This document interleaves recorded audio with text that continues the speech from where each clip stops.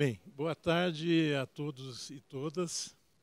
É uma honra estar aqui nesse encontro importante, né, para discussões sobre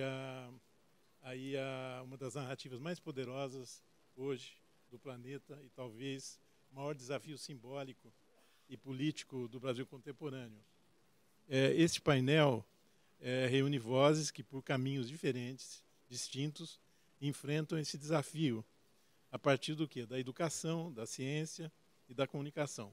Nós temos aqui a Letícia Jacinto, que é presidente da Associação de Olho no Material Escolar, a Neidinha Suruí, liderança indígena e fundadora da Canindé, e o professor Néliton Marques da Silva, da Universidade Federal do Amazonas. Então, como eu destaquei, nós estamos aqui para pensar a Amazônia como território de educação, cultura e conhecimento científico. Não apenas como bioma, mas como sistema vivo de significados e pertencimentos, onde o que está em jogo é o modo como imaginamos o futuro do planeta.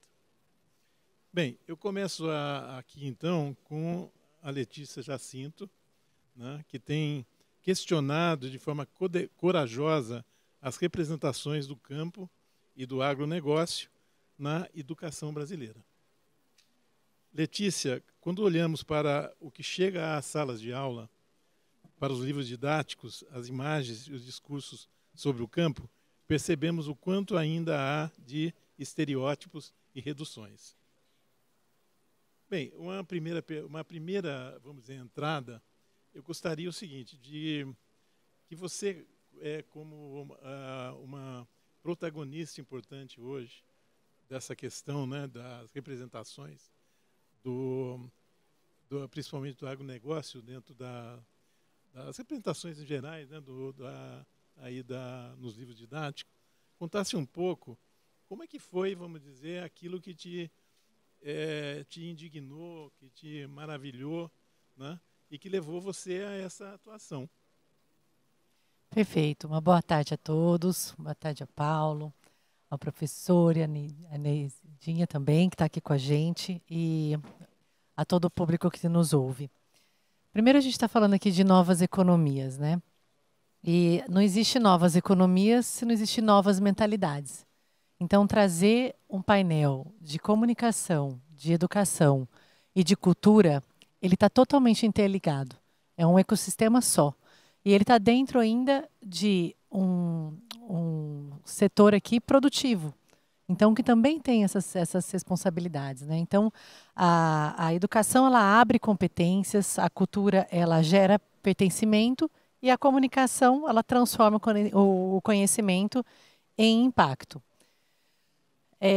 Contando um pouquinho da De Olho no Material Escolar, da onde isso veio, na pandemia, os pais estavam muito presentes ali com as crianças, ouvindo as aulas, participando ali do dia a dia, né, mais próximo, porque a escola entrou dentro da nossa casa, né? Veio para dentro da nossa casa. E a gente percebeu que o que estava sendo passado, o que estava sendo proposto ali, estava muito longe das realidades dos setores produtivos brasileiros. E a educação, igual eu falei, a educação é que transforma, mas ninguém ama o que não conhece. E se você se distancia as crianças do dia a dia, na escola, ela não vê essa conectividade, né, ali do dia a dia dela, isso acontece muito. A gente está aqui falando num painel de Amazônia, né? Quão grande ali é um ecossistema vivo, rico, cheio de biodiversidade. Então a gente tem que trazer essa proximidade. E a gente não estava vendo isso. E a gente foi buscar as fontes, mas de onde vem? Por que isso aqui foi colocado dessa maneira? E aí não tinha fontes, para nossa surpresa. Então, naquele momento, a gente percebeu que demandaria um estudo profissional, né, organizado, de uma entidade que tem notório saber, e a gente chamou a FIA, USP, para fazer esse estudo, olhar o livro didático brasileiro e analisar os livros que são comprados pelo governo e distribuídos para essas crianças. E aí alguns dados foram trazidos. Primeiro, 40% fala sobre o campo, por conta da nossa história mesmo. História, na hora que a gente pega a indústria canavieira, cafeeira, E como que subimos, né? Fomos colonizando, da onde o brasileiro veio, né? Como é que foi essas misturas todas? Isso tem a ver com o campo. Na Amazônia mesmo, a pecuária chegou em 1622, né? Pelos dados que eu tenho. Então, assim, muito da nossa história está ali. Geografia, na hora que a gente fala dos biomas, na hora que a gente traz clima, ciências, na hora que a gente traz sementes, toda a biodiversidade está ali. E na nossa literatura, na nossa música, está muito presente. Então, 40% falava sobre esse tema, 60% a mais de menções negativas.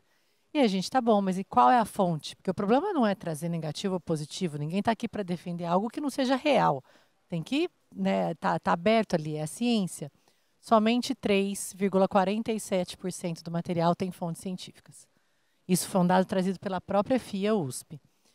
E isso nos preocupou bastante. Então, se a gente está ensinando as crianças desde pequena, né, sem trazer essa diversidade, sem criar, ter um olhar atento para essa regionalização, para que ela sinta-se próxima do ambiente que ela está ali, que ela está estudando, que ela entenda qual é o propósito dela, que ela entenda o papel dela para a comunidade, para a humanidade, um papel como cidadão, vai ficar muito difícil da gente ter uma evolução socioeconômica ou de qualquer tipo, até uma consciência ambiental no país. Então foi daí que surgiu e a gente iniciou com essa pesquisa. Muito bem. Neidinha, na mesma linha, né, da pergunta que eu fiz para a Letícia, qual que foi assim, o momento fundador que deflagrou esse teu protagonismo, né, essa necessidade de falar do teu território, defender ele, tá, de levar para o mundo representações aí. Conta um pouquinho para a gente. Boa tarde para a mesa, né, aqui. E boa tarde especial para todo mundo que está assistindo aqui, mas em especial para os estudantes que eu estou vendo aqui na minha frente, né, que é um prazer enorme. E a pergunta é, qual foi o momento? Né? O momento foi quando eu saí de dentro da floresta, e isso eu tinha 12 anos, para ir para a cidade e ver que a cidade era um outro mundo completamente diferente. Mas eu quero dizer para vocês que estão aqui assistindo a gente, aqui no nosso painel, que nós temos que acreditar. Né? Porque é muito dito para a gente até onde a gente pode ir. Mas a gente tem que acreditar que a gente pode ir muito além. E quero falar disso na questão de que, geralmente, quando a gente se olha, aproveitando que ela falou sobre o livro didático, quando você olha o livro didático, geralmente tu vai olhar, quando põe as três figuras, né? Tá o branco aqui na frente, o indígena aqui no meio e o povo negro atrás, né? Geralmente é isso. E isso é como uma mensagem dizendo para a gente qual é o nosso lugar. Em que parte nós vamos estar. Isso já determina que a gente não está à frente. Mas a educação, e eu tiro muito isso, por exemplo, a minha filha, quando eu tive a minha filha, né, se você for quem foi em São Paulo, no IMS, no Instituto do Museu e do Som, você vai ver, a gente está com uma exposição sobre os povos Paité-Suruí. É um álbum de família. Nós abrimos o álbum de família com 900 fotografias do povo todo, do nosso dia a dia. Para dar a mensagem que a educação, você tem a educação formal, que embora para os indígenas dizem que ela é diferenciada, mas ela não é. É a mesma educação que é dada em qualquer escola, porque tu não tem material didático, como tu está falando. E eu não estou falando de material didático só na língua, não, gente. Eu estou falando de material didático sob conhecimento. Tu não tem um material didático sobre a geografia indígena. Tu não tem um material didático sobre a matemática indígena, né? Sobre o que é dado, é o mesmo que é dado no lugar comum. Agora, a gente acredita que a gente pode. Sabe como a gente pode? E eu quero que vocês que estão assistindo a gente entendam isso, porque é muito importante que vocês entendam. Por exemplo, a gente pode fazer moda. Vocês sabiam? Porque as pessoas só querem que elas determinem o que nós vamos fazer. Mas a gente pode fazer o que a gente quiser. Eu visto aqui, e isso é educação, eu visto uma roupa produzida por uma design, uma estilista indígena chamada Day Molina, que é essa roupa aqui. Visto uma calça que você está vendo, com a figura da Chai Suruí, que vocês ouviram hoje de manhã, que é feita, pensada por ela, pelo Ami Lama, o povo aí da moda, que é um estilista muito famoso, né? Tá junto com a Chai e com a Catarina Bellini, fazendo uma moda indígena e voltada para a questão do desenvolvimento dessas novas economias, que é o que a gente está aqui discutindo. Então, a educação passa além, e é isso que eu quero que vocês, estudantes, né, parem para refletir, passa além de só aprender aquilo que nos dão. A educação passa por a gente entender que a gente tem o poder de mudar as coisas. E é assim que é ensinado para as crianças indígenas. Então, eu sempre ensinei a Chai que ela tinha o poder para mudar as coisas. E isso é educação que a gente vem desde pequeno. Desde pequeno. Então, mudar esse sistema e fazer uma discussão num evento que trata de mineração é muito importante para a gente entender que a nossa formação ela contribui para mudar o sistema. E é isso que eu acho que a gente está fazendo aqui. Numa conversa, num diálogo, para mudar esse sistema que nos impõe um lugar que não é o lugar que a gente quer. Não sei se eu respondi.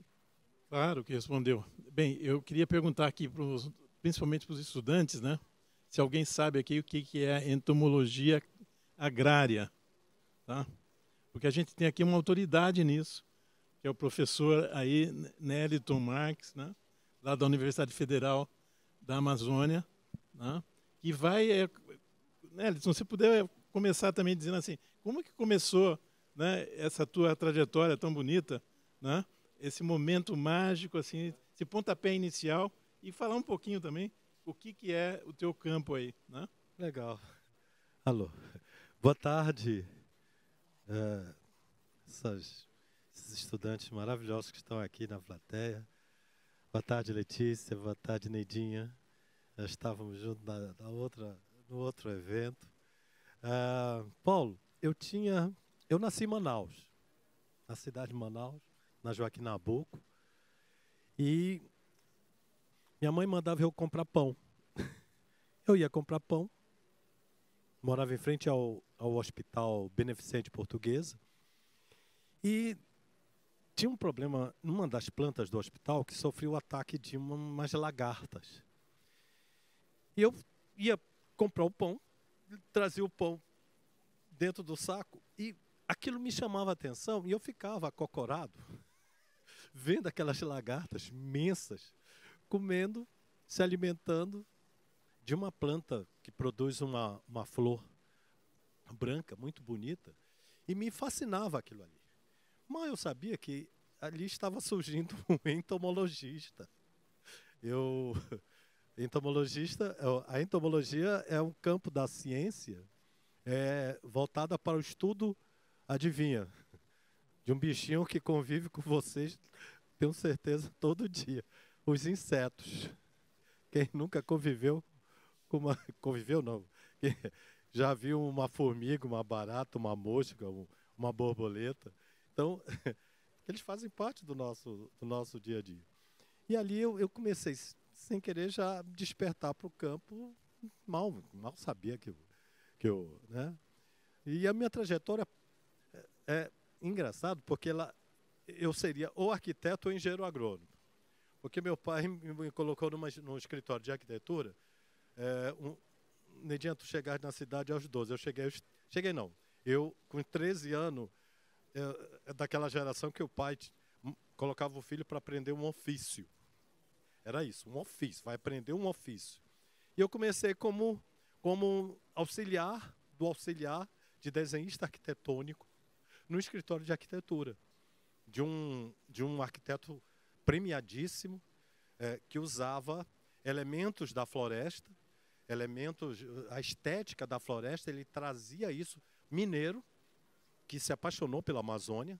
Eu estou falando isso nos anos 70, 1972, e ele fazia obras maravilhosas que permanecem até hoje como referência arquitetônica.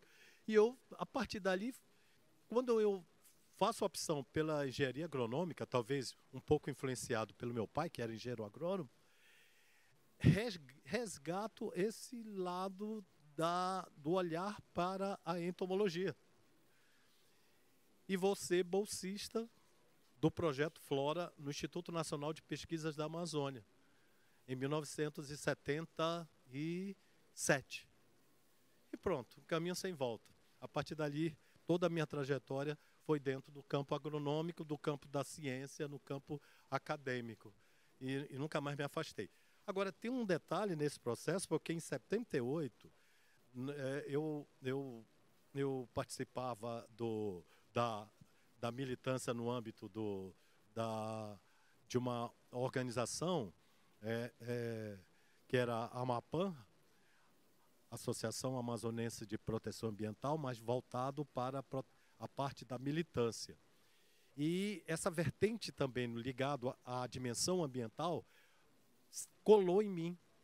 Então, eu diria que toda a minha trajetória foi nesses dois campos. No campo científico, fortemente, porque é vinculado à parte das ciências entomológicas, e no campo ambiental, voltado, sobretudo, na parte de gestão ambiental e planejamento. Aí eu fui ser secretário de meio ambiente, diretor do Instituto de Proteção Ambiental, enfim, foi essa loucura, até chegar no estágio que eu estou no âmbito da minha instituição, que é a Universidade Federal do Amazonas.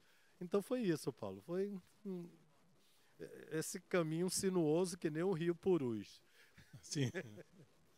Então, vocês estão vendo que a grande discussão aqui é, na realidade, a discussão da representação, né? A gente sabe que o que a gente chama de narrativa, né, de uma história, é aquilo que organiza a vida de uma pessoa, a experiência de uma pessoa, o território onde uma pessoa vive, né, no tempo e no espaço. Né? Os gregos diziam, né, que se você não está na narrativa, se você não tem uma narrativa te orientando, você está no caos. Né? Literalmente, você está perdido no mundo. Né? E a questão das representações, gente, ela é estratégica. Tá? E nessa linha que eu queria perguntar para Letícia, que está preocupada, né, com essa questão das representações nos livros didáticos, se o agronegócio e o campo brasileiro tem sido retratado de forma justa quando se fala, principalmente no contexto da Amazônia. Paulo, igual eu trouxe um pouquinho, né, falando da FIA. Então, o primeiro item, a gente está longe da ciência. Se somente 3,47% tem fontes científicas, imagina o âmbito que dá para colocar ali dentro. Na hora que a gente fala de ciência, o professor estava falando aqui, né? Tive toda essa pesquisa, essa trajetória, eu fui olhar ali o inseto, estudar exatamente aquilo, né? Isso precisa ser trazido para os estudantes. E a Neidinha trouxe, vocês podem ser quem vocês quiserem. Sim, pode, deve, não pode desistir dos sonhos, mas para isso precisa aprender. O conhecimento, ele é o que guia. O conhecimento dá asas para a gente. Ele faz a gente ampliar as nossas possibilidades, ele faz a gente questionar o nosso dia a dia, questionar os nossos valores, as nossas vocações. Então, amplia, traz um horizonte muito maior, né, para todos vocês aqui que estão nos assistindo.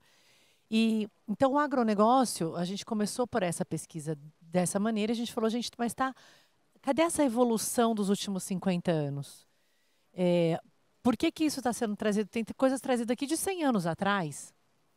Não é em história, não é contando história. É como se fossem práticas recorrentes de hoje em dia. Então a gente falou, vamos trazer a ciência. Quem poderia falar sobre esse assunto? É o IBAMA. Então é no IBAMA que a gente tem que pesquisar. Quem poderia falar sobre aquele assunto? É a Embrapa que traz. Então vamos pesquisar na Embrapa. Iniciou por aí. E a De Olho, eu acho que igual hoje eu vi aqui no palco do IBRAM, trazido pelo presidente, né, também pelo Paulo, essa junção de conversas, essa abertura para o novo, colocar pessoas na mesma mesa. A De Olho fez isso. A gente foi conversar com o setor educacional e falando, olha, talvez vocês não tenham acompanhado essa evolução e a gente gostaria de trazer aqui para as editoras e para os autores essa possibilidade. Então, não é uma defesa de nenhum setor aqui. É a realidade. Vamos trazer o centro de pesquisa para cá. Inúmeras palestras com a Embrapa. A maior editora do país visitou 12 Embrapas com a gente. Então, abriu-se um novo leque. Olha, mas a pesquisa evoluiu tudo isso, evoluiu. Através das nossas vivências, a gente tem um projeto que chama Vivenciando a Prática. Então, venha conhecer. E aqui um chamado para quem é do setor produtivo, abram suas portas para a educação. A educação precisa estar dentro, ela precisa ter a possibilidade de entrar, de olhar, de pegar. Mais uma vez, ninguém ama o que não conhece. Então, não adianta a gente se fechar e falar isso não é responsabilidade minha. É sim, a educação é responsabilidade do setor produtivo, da sociedade civil como um todo. E isso a gente vem fazendo através de todos os nossos programas. Então, tem o Mestres no Agro, que é trazer o que o currículo brasileiro pede, já de forma atualizada. E aí muita gente, Paulo, me questiona assim, mas isso não é romantizar um setor? De jeito nenhum. Na hora que você traz o dado científico, você traz o dado real.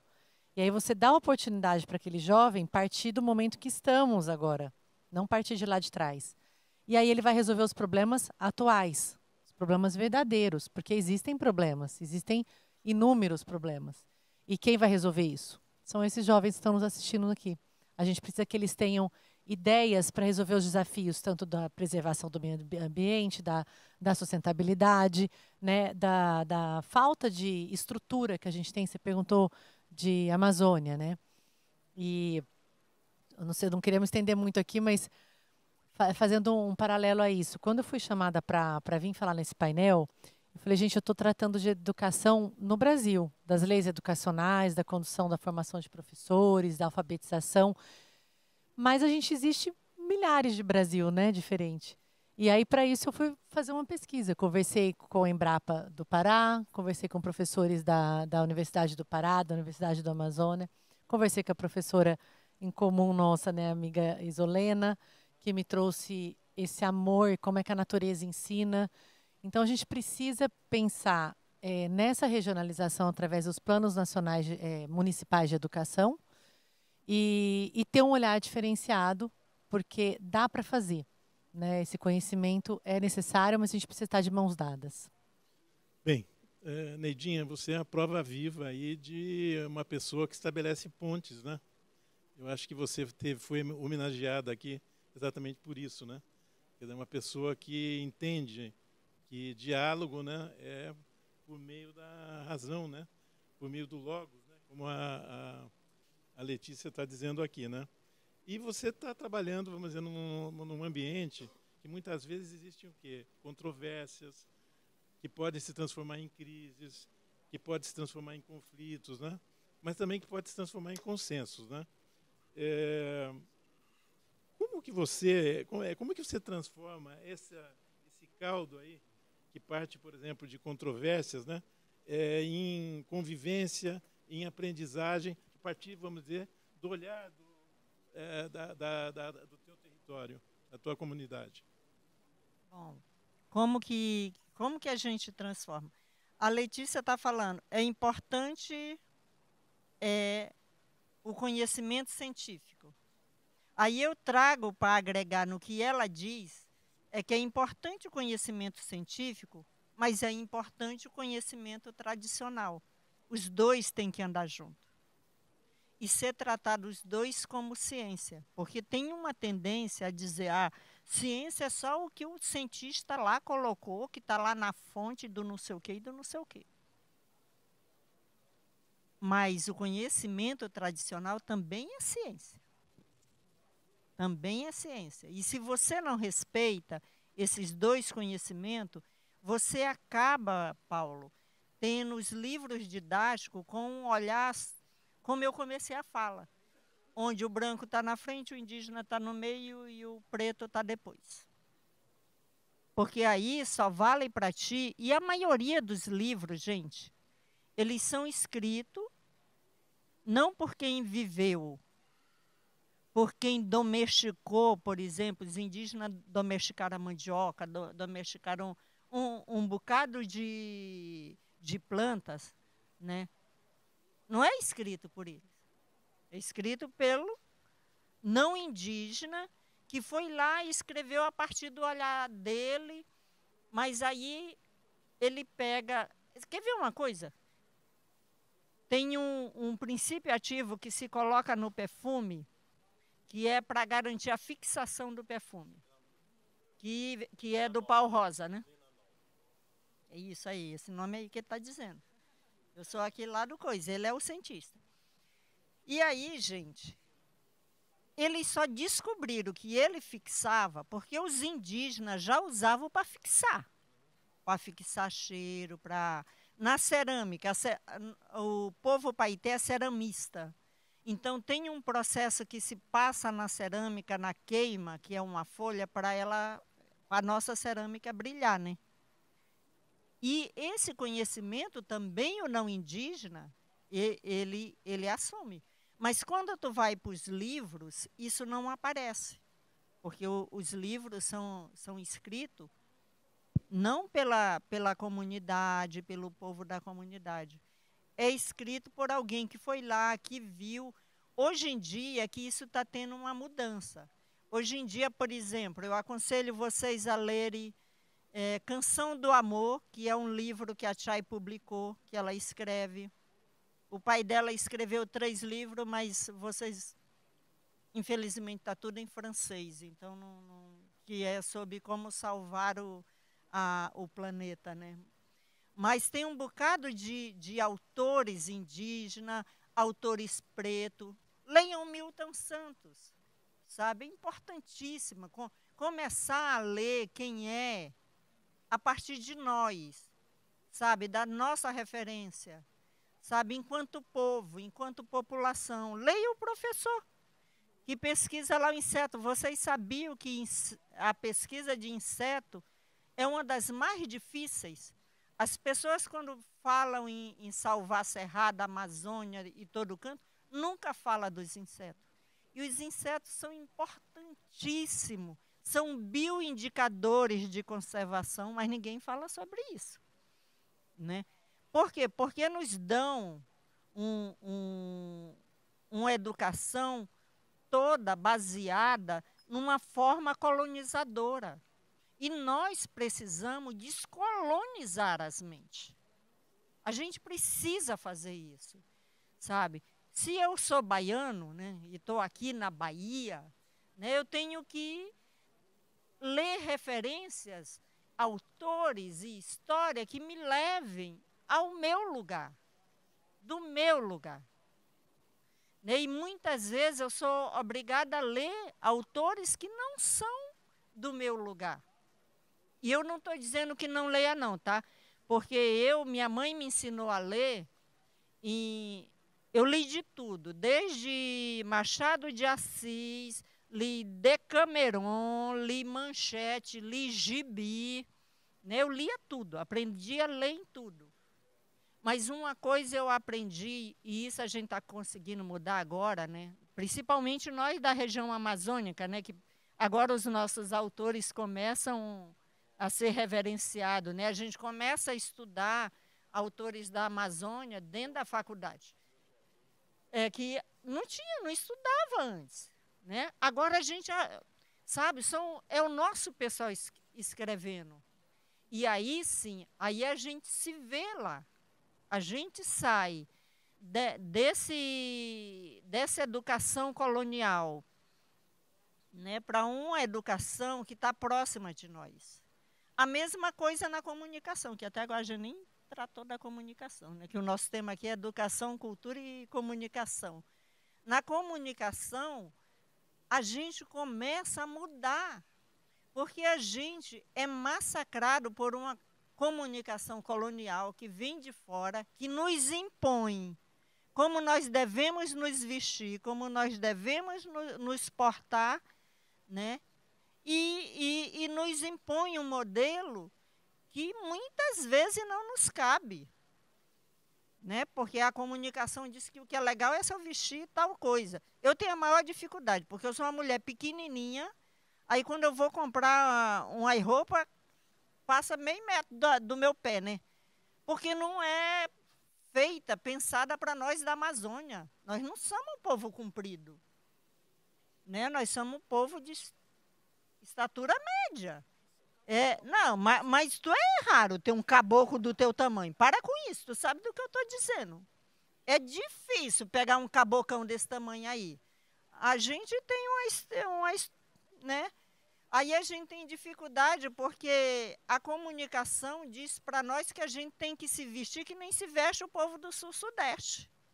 Não é? Não é desse jeito? Fala para mim que não é. Se a gente não se veste, que nem o sul-sudeste se veste, todo mundo olha para a gente.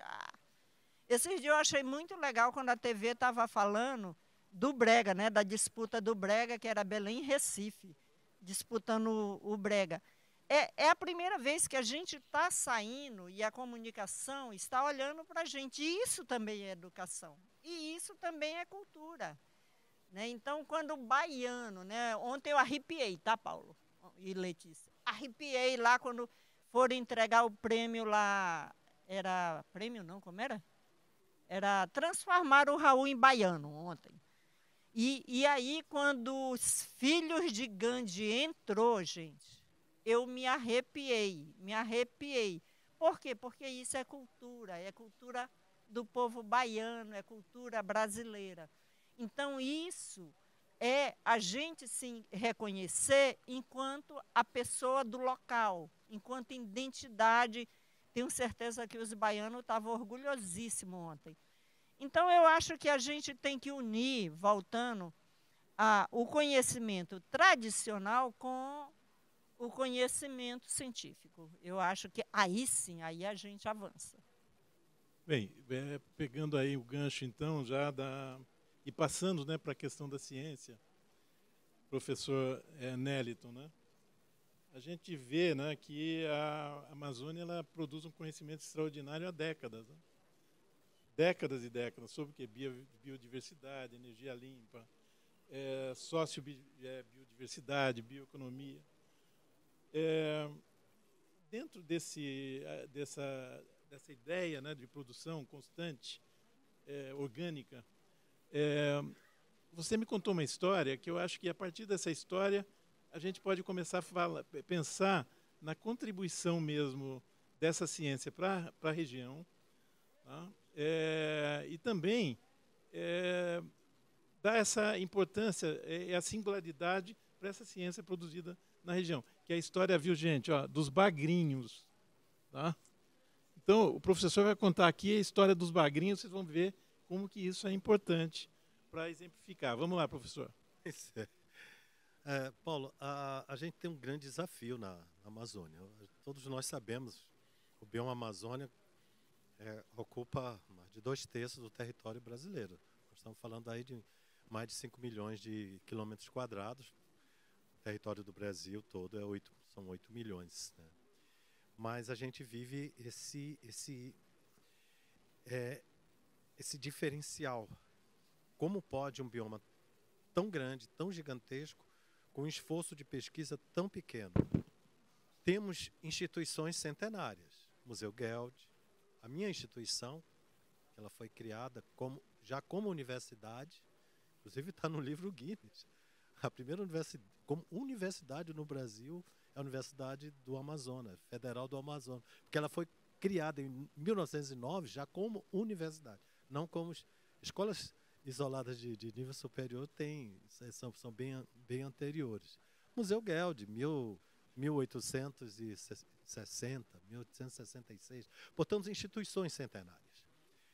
Então, corroborando o que você falou, tem todo um esforço de pesquisa. Eu não vou falar dos naturalistas, como William Bates, como o próprio o Ferreira de Andrade e o próprio Emílio Gueldi, que estiveram na Amazônia no século XVII, no século XVIII. Então, sempre a Amazônia fascinou e continua fascinando quem se debruça e pesquisa naquela região.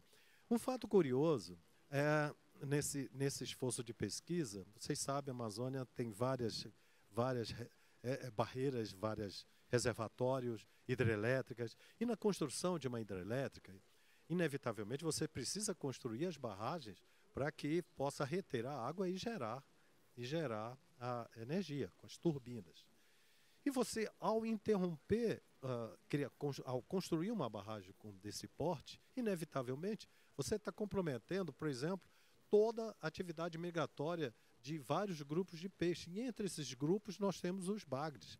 Bagres são peixes de couro, não tem escama, né, Neidinha? Não tem escama. Só que eles têm uma característica, eles são essencialmente migratórios. Como fazer com que esses bagres possam suplantar uma barreira como são as barragens? E aí eu vou pegar o exemplo de duas hidrelétricas, Santo Antônio, Giral, e uma terceira que foi a Monte... a hidrelétrica de Monte Belo, de Belo Monte, no qual, obrigado, olha, no qual a migração desses bagres seriam interrompidos. E uma das condicionantes no processo de licenciamento colocava claramente, olha, a expedição da licença colocou como condicionante a necessidade de uma construção, uma adaptação tecnológica para possibilitar e não impedir a migração desses bagres. E um político manifestou, disse, olha, essa grande obra de grande importância nacional, por ela ser geradora, vai gerar energia para milhões de brasileiros, não avança por causa de um bagrinho. Você lembra, Neidinha? Você lembra disso? Por causa de um bagrinho. Ora, e aí entra uma outra vertente aqui, que eu acho importante dentro do nosso escopo, que é a comunicação. Os gestores públicos, cada vez mais, precisam tomar decisões com base em evidências científicas. A Letícia colocou isso muito bem, a Neidinha, quando traz a questão do conhecimento tradicional, que tem que ser reconhecido como ciência legítima. Não é possível a gente construir um processo de geração do conhecimento, de fazer ciência, seja no bioma Amazônia, seja no Pampa, no Pantanal, na Mata Atlântica, na Caatinga, em qualquer um dos 8 biomas brasileiros, ele tem que sim se referenciar no conhecimento tradicional, isso se traduzir, Paulo, que eu acho que é o grande desafio, em comunicação. Nós, no campo da ciência, temos muita dificuldade em comunicar. Nós somos muito bons em comunicar para os nossos pares. Quando a gente publica os nossos papers, quando a gente publica os nossos artigos nas revistas científicas, somos realmente muito bons nisso. Mas quando busca traduzir esse conhecimento científico que tem um componente um tanto hermético do ponto de vista da construção da sua própria linguagem para um campo que seja palatável, inteligível, realmente é o desafio maior e a gente precisa suplantar esse gap, superar esse fosso, viu, Paulo? Eu acho fundamental que nós, enquanto cientistas, possamos cada vez mais nos aproximar desse diálogo com a sociedade e transferir e passar esta informação para que ela possa embasar decisões políticas de escala com base exatamente nisso, né? Senão, nós vamos continuarmos nos nossos nichos e falar para nós mesmos. Eu acho que é isso. Eu acho que este painel aqui tem entre outros, esse propósito de buscar e construir esse novo ecossistema de comunicação. Você jogou a bola agora para a Letícia, tá? Porque a Letícia estava me contando que a importância hoje das avaliações, né, daquilo que se produz, né, no campo da educação, né, na questão, por exemplo, da preparação, né, vamos dizer, da dignificação dos professores e também, óbvio, desembocando isso no material didático, que é o foco aí da tua atuação. Como é que isso entra, por exemplo, nesse Plano Nacional de Educação que está sendo discutido, né? Se não me engano, agora na terça-feira vai ter decisões sobre isso. Nós estamos num tempo muito importante para a educação brasileira, porque o Plano Nacional de Educação é o que dá as diretrizes para onde vai a educação brasileira. E ele está sendo votado agora, vai ser apresentado pelo relator na terça-feira para votação na Câmara e depois deve passar para o Senado. E aí vou trazer algumas considerações. O trabalho que a De Olho tem feito ali em Brasília, nessas leis educacionais, é para criar uma educação de base forte. Eu falo que é quase que a concretagem, o que nos une como Brasil. Porque a Neidinha trouxe muito bem, a regionalização e os saberes ancestrais são extremamente importantes. A gente dividir isso nas nossas regiões, né, o que trazer ali no Rio Grande do Sul e o que trazer na Amazônia, são realidades diferentes, mas já vou contar que a gente consegue chegar lá. Esse Plano Nacional de Educação discutido no âmbito federal, ali no governo, ele tem que trazer algo que é factível e é importante para todas essas regiões. Então, o que a gente tem trazido ali como importância? Um material didático bem feito, que ele tenha fontes científicas e que ele consiga trazer essa regionalização, que o aluno se identifique com o dia a dia dele ali, o que ele pode fazer. Um olhar diferenciado para os professores, Paulo, porque hoje nós temos as notas menores do Enem indo para a pedagogia, as notas maiores do Enem indo para medicina e engenharia. A gente precisa ter um olhar cuidadoso para esse professor. O professor transforma, o professor muda uma geração. Muito mais do que qualquer infraestrutura, esse olhar para cada aluno, esse olhar, né, você dar conta e passar isso para o aluno, transforma. Então, a gente tem um olhar muito diferenciado ali para o professor, tanto na formação como na continuidade, na certificação, na bonificação desse professor, como a meritocracia também. Nós trouxemos ali um olhar para a governança. Então, para onde está indo os gastos públicos? Quais são as metas? Ninguém faz um plano, e aqui eu estou falando bastante também com o setor privado também, ninguém faz um plano de 10 anos e fala, qual que é o objetivo do plano? Melhorar a educação, só lá na frente. Não, o que a gente vai fazer no primeiro ano, no segundo, no terceiro? Quais são as metas? Até para a gente medir e fazer correções de rotas. Então, nós precisamos ter um olhar atento a isso. A gente precisa ampliar os cursos que são necessários também conversando com o setor produtivo.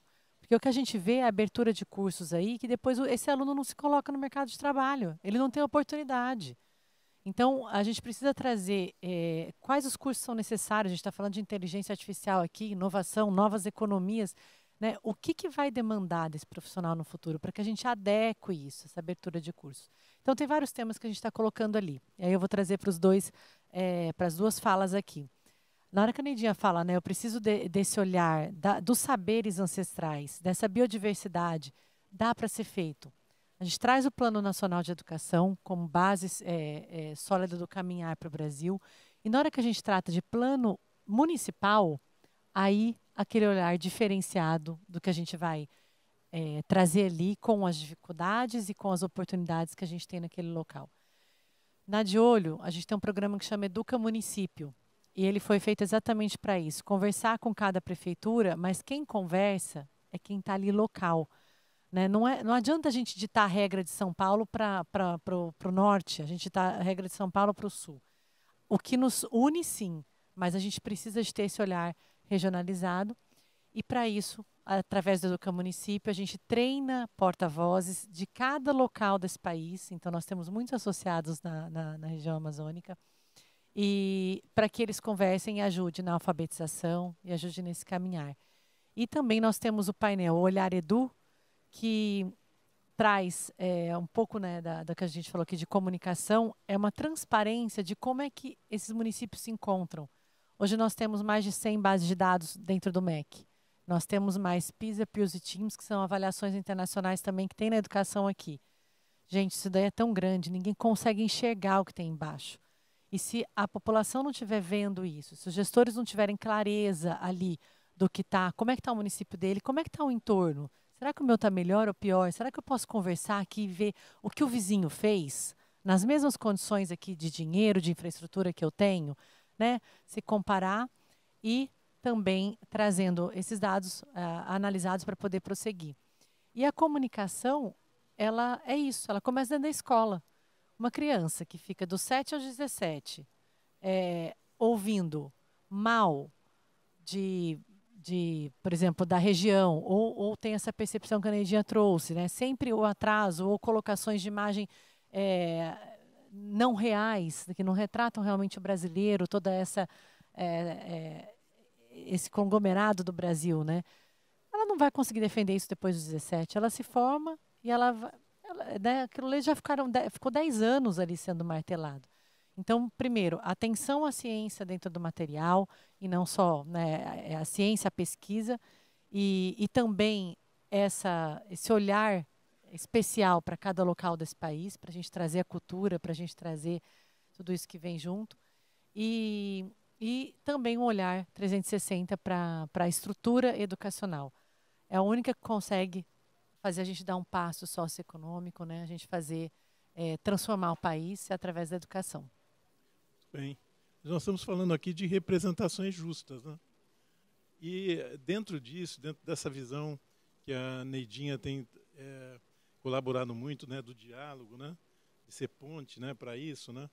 Neidinha, como é que você vê, né, como distinguir as iniciativas que buscam, né, o diálogo e compensação justa daquelas que reproduzem a lógica predatória e clandestina do garimpo ilegal? Tá? Para eu falar 3 horas aqui, tá? Tá. A pergunta. Sim. Prepara aí, gente, porque vai ser difícil. Sim, mas vou tentar aqui fazer uma síntese. Primeiro que, pegando aqui o gancho da Letícia, a representação e o que o Paulo traz também, a gente tem que prestar muita atenção. Porque quando tu olha a comunicação, e aí não é só nos livros didáticos, mas quem tem acesso à TV aberta, né, que geralmente é a maioria da população, né, nem todo mundo tem acesso à TV por assinatura, o que a gente vê de representação é uma representação que não é da gente. Por exemplo, estamos falando de economia, de mineração, de uma série de coisas, mas tu, quando liga a TV, tu tem uma propaganda da pecuária, do agronegócio, dizendo, né, que o agro é isso, o agro é aquilo, né, o agro é pop, o agro é gente, o agro é não sei o quê. E a representação é sempre de um latifúndio, né, aquela coisa enorme, tudo desmatado, tudo derrubado, e o cara com um estilo de roupa e em cima de um mega veículo de uma caminhonete. Ou seja, passa para a gente um retrato que não é da realidade do povo brasileiro.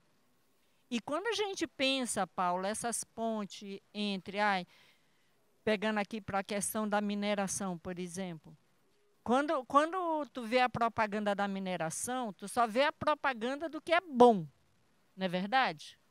Tu nunca viu uma propaganda dos problemas da mineração, né? Tu nunca viu uma propaganda que diz assim, olha, aconteceu isso daqui, nós fomos lá e destruímos Mariana e Brumadinho, mas agora tu coloca a coisa ruim, mas aí tu coloca em seguida, mas nós estamos, né? Se tivesse isso, né? Estamos trabalhando com as comunidades para isso, para ouvir nas comunidades e tentando reverter todo esse processo. Né? Deveria, né? A comunicação deveria fazer isso. A mesma coisa os livros didáticos, assim.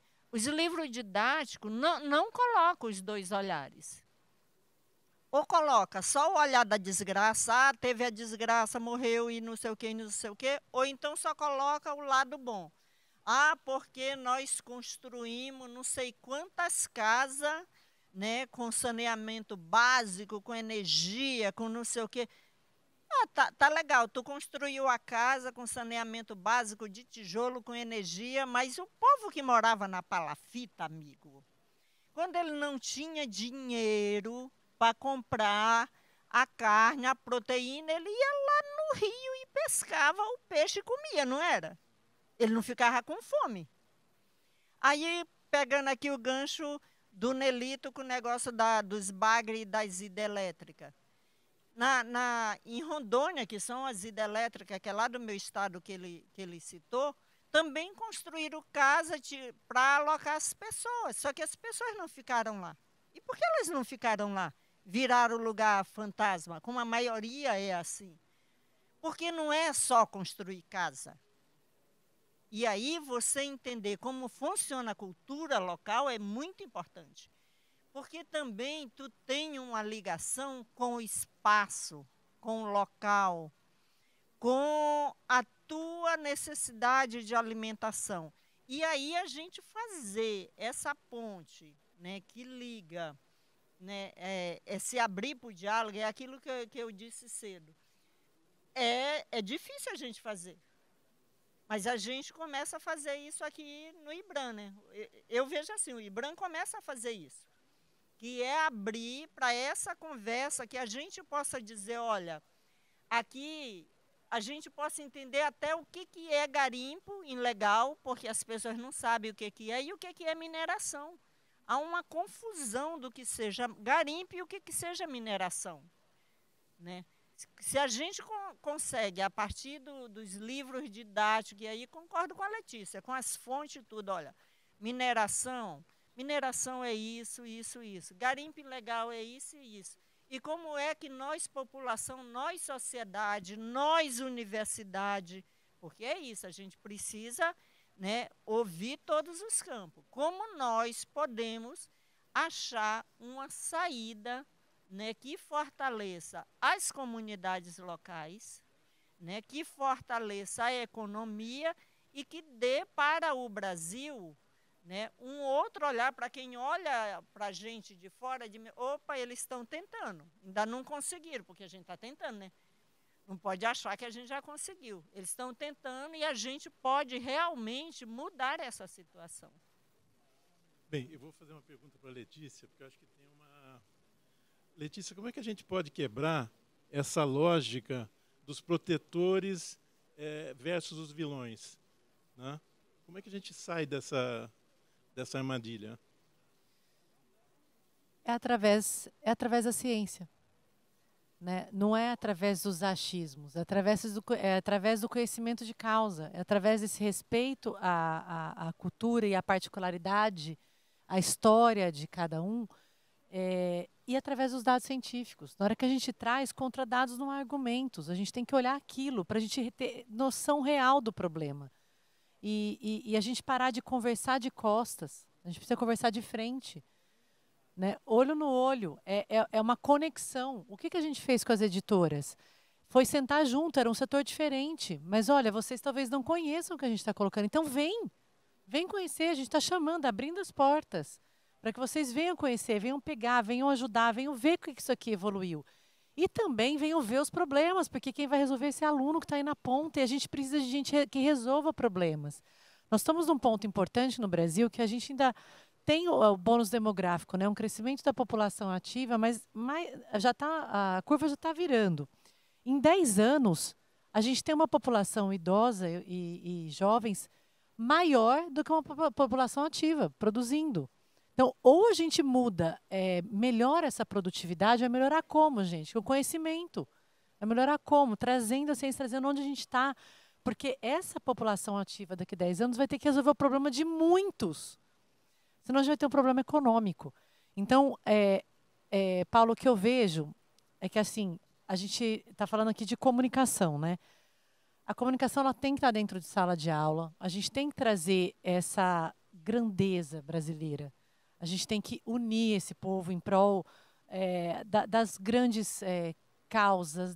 É um país que consegue, gente, nós estamos com a cópia aí, a gente consegue produzir e preservar. A gente consegue levar isso para frente, dar dignidade para o povo. Na hora que a gente fala de sustentabilidade, tem vários tripés aí, né? A gente tem que olhar também o social. A Neidinha trouxe sobre o povo ali da Amazônia. Na hora que a gente traz ali algum tipo de exploração, né, algum tipo de setor produtivo que está ali, que monta a casa, você tem que estar preocupado com aquela comunidade. Né? E a gente consegue fazer isso através do conhecimento da educação. Então, na hora que a gente vai parar de ter só opostos e conversar de costas e vilão, ou é floresta ou é produção, não é ou, gente, é e. Dá para a gente fazer isso de forma sustentável, de forma responsável, colocando a floresta e o ser humano no centro. Né? Partindo dali, eles são o principal a ser olhado. E a gente consegue produzir dessa maneira. O Brasil já faz a diferença. Na COP agora, em relação ao agro, que eu conheço um pouco mais, né? A gente está entregando um documento grande do que o Brasil faz diferente. Nossa matriz energética, não há precedentes no mundo do tanto que ela é uma matriz renovável, por conta dessa riqueza dos rios que a gente tem que preservar assim, né, tudo que vem no entorno. A gente sabe quais são as consequências, mas a gente tem essa matriz energética renovável, a gente tem os biocombustíveis, o mundo usando carvão, o mundo usando combustíveis fósseis, e a gente aí com o etanol, com álcool de milho, com álcool de cana, a gente consegue fazer isso, porque a gente nasceu abençoado, a gente está num país tropical, consegue plantar 3 safras no ano. Então, por que não fazer isso com preservação? É isso que a gente tem que fazer. E só a ciência vai trazer. Perfeito. Professor Neliton, vamos começar a falar um pouco do maior debate, talvez, do século XX, que é a partir daquele texto do Getty Harding, de 1967, publicado na revista Science, que o título era Tragédia dos Comuns. Né? Tá? Então, em relação à Amazônia, como é que você vê a questão da governança daquilo que é comum, né? Dos comuns, né? Vamos por aí? Olha, você traz um tema que continua muito atual, extremamente atual. 2023, 2024. Vou pegar esses 2 anos, Paulo. 2024, a Amazônia é muito grande, muito grande. As pessoas quando me chamam para falar sobre a Amazônia, você pergunta qual das Amazônias você quer que a gente podemos discutir. Vamos pegar o estado do Amazonas, que é o estado mais hídrico, no qual as nossas estradas são essencialmente os rios. Nós vivenciamos a pior seca da história. Em 121 anos, eu vou repetir, 121 anos de registro, nós tivemos a pior seca. Fortemente agravada por esse processo, pela crise climática que a humanidade, e lá em particularmente a gente vive.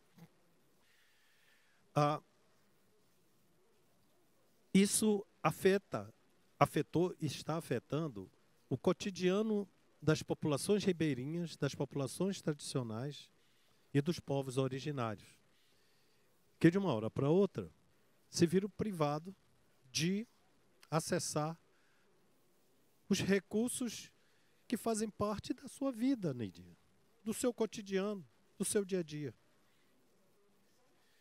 E quando um daqueles recursos, caso eu vou citar especialmente a fonte proteica principal do Amazônida, que é o peixe, você traz exatamente a questão da tragédia dos comuns vivenciado na prática. De uma tragédia resultante de padrões de produção e consumo e de emissões de gases de efeito estufa, sobretudo dos países ditos centrais, os maiores emissores de gases de efeito estufa, mas este passivo impacta justamente aquelas populações que pouco ou nada contribuíram para esse estado de coisas. Quem vai pagar essa conta? São as populações originárias da Amazônia? São as populações ribeirinhas da Amazônia? São as populações tradicionais que no esforço de... Gente, não vamos ter tempo para se adaptar. A gente fala muito, virou até clichê, adaptação climática. não vamos ter tempo para nos adaptar. Aquilo que o IPCC estava jogando, colocando como um patamar de 2100, já está acontecendo aqui agora. Já está acontecendo aqui agora. Como você querer adaptação de um povo essencialmente ribeirinho, que tem o rio como única opção de se comunicar, de interagir, de se alimentar, de se envolver naquele meio. De uma hora para outra, o rio some, literalmente some. Você não consegue sequer se deslocar num barco de rabeta, que a rabeta, ela permite deslocamento de canoa com uma coluna d'água de 20 centímetros, 30 centímetros. Não tínhamos sequer 30 centímetros. Então, esse cenário, Paulo, cada vez mais está se agravando. E quem vai pagar esse passivo? Quem vai pagar esse passivo? É a pergunta que não quer calar. Nós, amazônidas, nós, povos do hemisfério sul, da região, sobretudo, equatorial, que vive cada vez mais os impactos desses limites, essa é a tragédia dos comuns que a gente vive na prática, no dia a dia, no acesso aos recursos naturais. E sobre a tragédia dos comuns, e a questão, por exemplo, da tua área específica, a questão dos insetos, por exemplo, aí como é que você... Dos insetos, nós vivemos uma situação muito grave. Nós sabemos que as plantas, sobretudo as angiospermas, que são plantas que produzem, que dependem de insetos para polinização.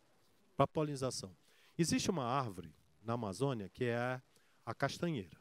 A castanheira, para ela produzir a castanha, que é um superalimento, vocês jovens com certeza conhecem a castanha, é um superalimento porque ele contém praticamente todos os nutrientes que nós precisamos.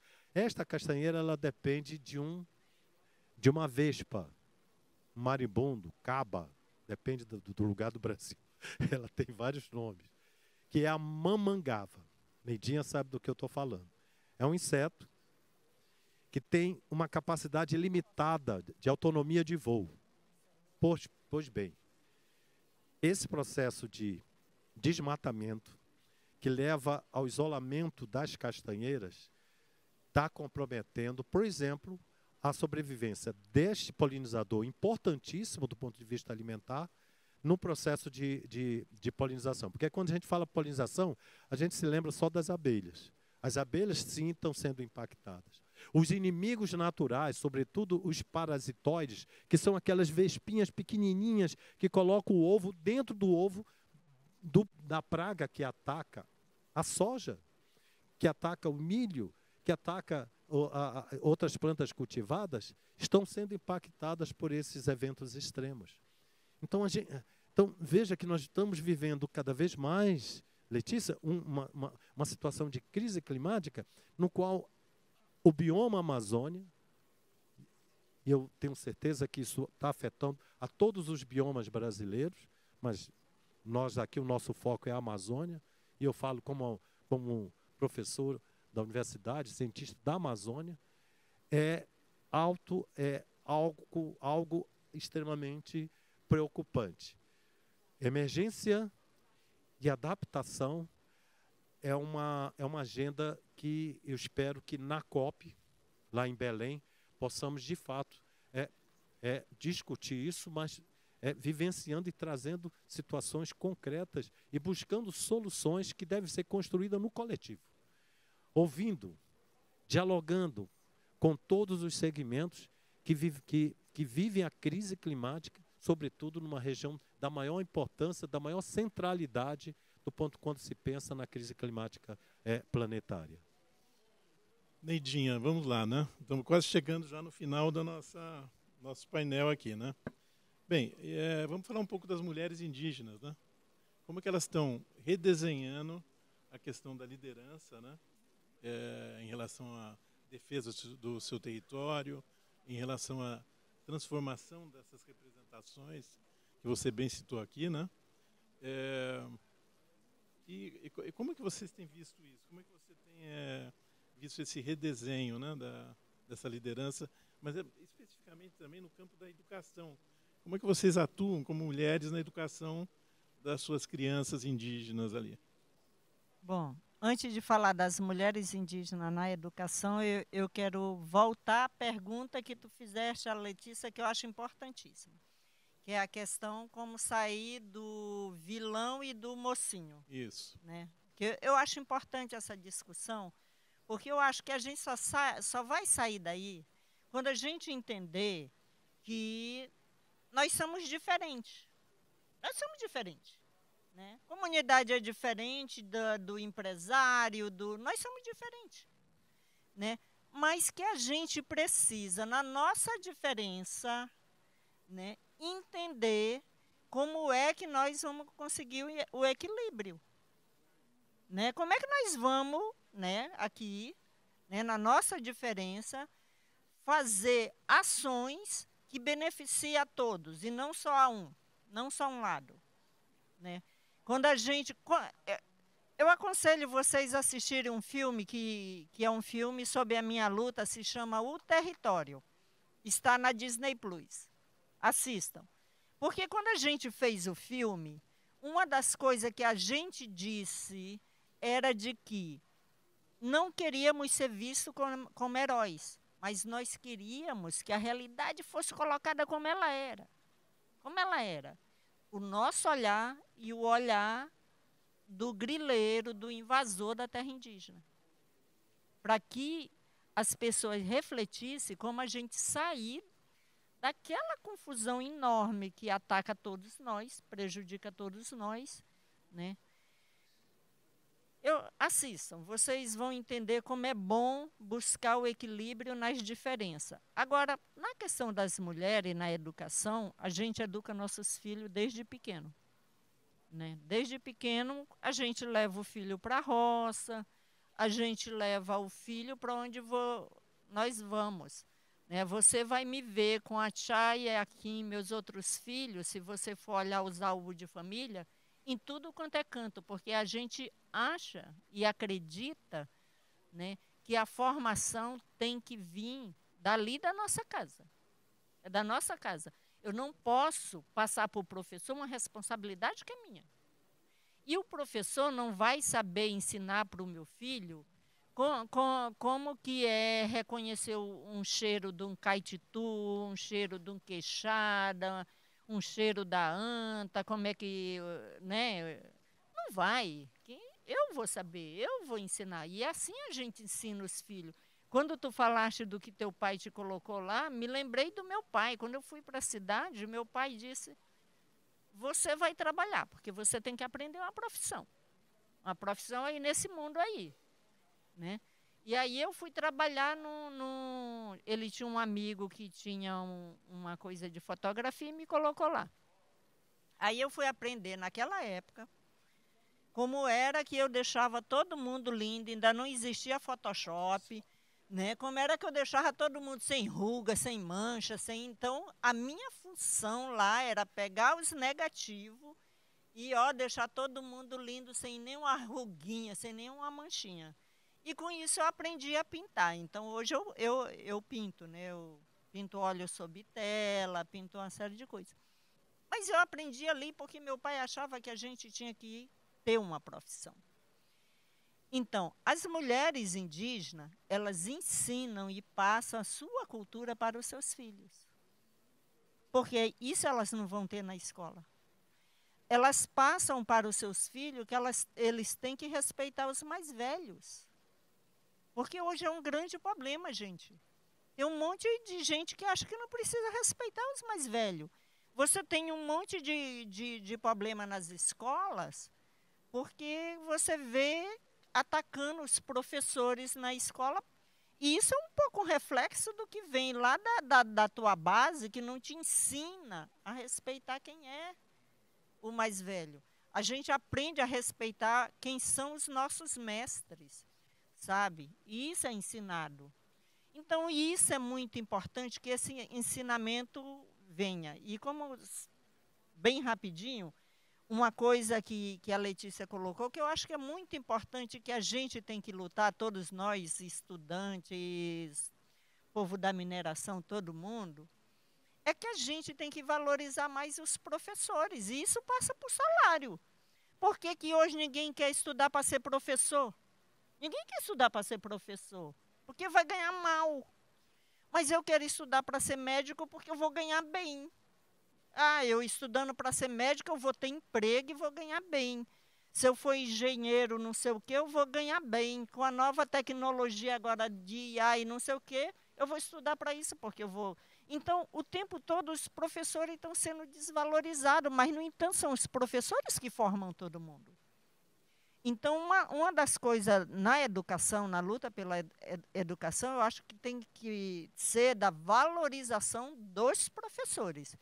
Se tu não for doutor que nem o Nelito, mano, tu vai ganhar uma miséria, né? O Nelito tem que ganhar mais do que já ganha, mas o outro professor tem que ganhar bem também. Então, a educação não passa só pelos livros e passa por casa, né? Como é que eu ensino em casa, mas passa também por valorização dos professores. Aí nós estamos falando de políticas públicas para isso. E aí a Letícia tem aí a proposta, né, aí para o Plano Nacional de Educação, que passa, um dos eixos é esse, não é? Sim, nós temos o eixo dos professores, né? E a Neidinha trouxe aqui muito bem, né, explicitado, assim, se a gente não cuidar dos professores, a gente vai perder muitos anos aí da próxima geração, porque são os grandes mestres que vão nos ensinar, que vai abrir os nossos olhos para esse conhecimento, e o conhecimento vai gerar o engajamento, vai gerar a responsabilidade social, vai gerar a sustentabilidade ecológica. É desse conhecimento que a gente traz isso. A Neidinha trazendo aqui, a gente trouxe uma pesquisa, né, no Plano Nacional de Educação, que o salário é importante, mas ele não é o único. Porque o que a gente está tendo hoje é uma falta de capacitação do professor. Está faltando um olhar cuidadoso, sabe? Para a formação. Desde quando ele entra, a gente tem muitos professores que trabalham 2 turnos para fazer um EAD de pedagogia à noite.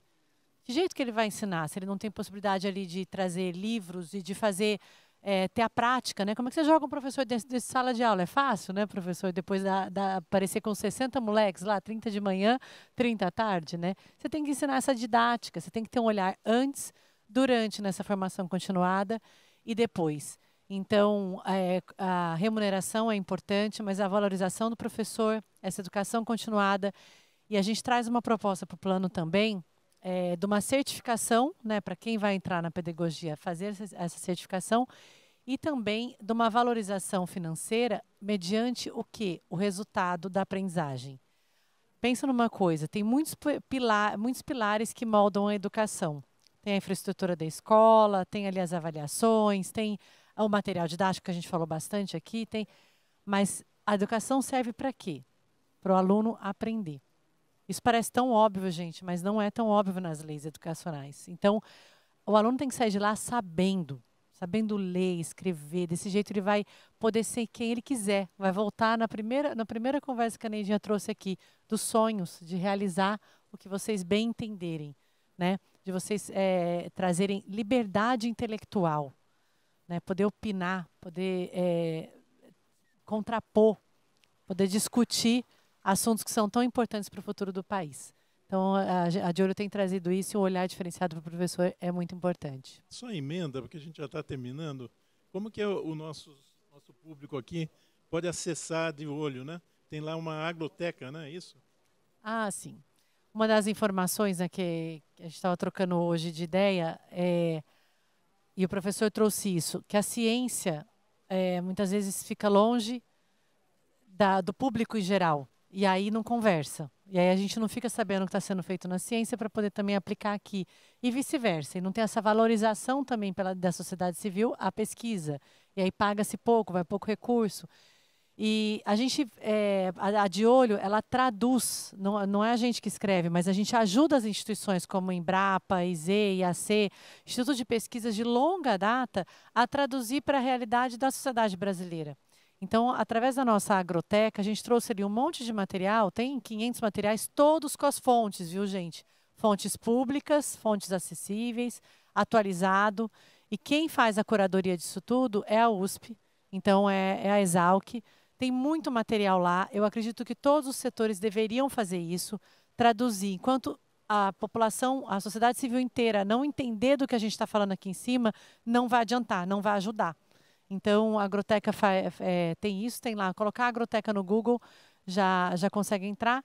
E a gente está nas redes sociais, como De Olho no Material Escolar, temos YouTube, temos o site. E a ideia aqui é unir o Brasil em prol da educação. Muito bem. Bem, a gente já tem uma referência incrível aí da Neidinha, o filme aí que está na Disney Plus, né? Tá? Como é que é o título mesmo? O Território, né? Neliton, termina agora dizendo que a Amazônia tem um custo, né? Tem um custo, a ciência da Amazônia tem um custo Amazônia, né?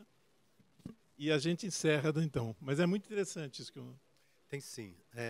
Trabalhar na... Costumo dizer, como é que você fixa um pesquisador na Amazônia? Eu sempre falo isso. Ar-condicionado, bom salário, internet e o custo diferencial. Impossível fixar professores, pesquisadores na Amazônia se você não remunerar de forma diferenciada para que ele atue naquela região que é tão acolhedora, mas ela tem as suas características próprias, que exige alta capacidade de resiliência para você trabalhar na Amazônia, viver na Amazônia e sentir e mergulhar na Amazônia. Muito bem. Pessoal, com isso a gente encerra então esse painel, né, que nos levou aí a tentar cada vez mais conhecer a Amazônia. Muito obrigado.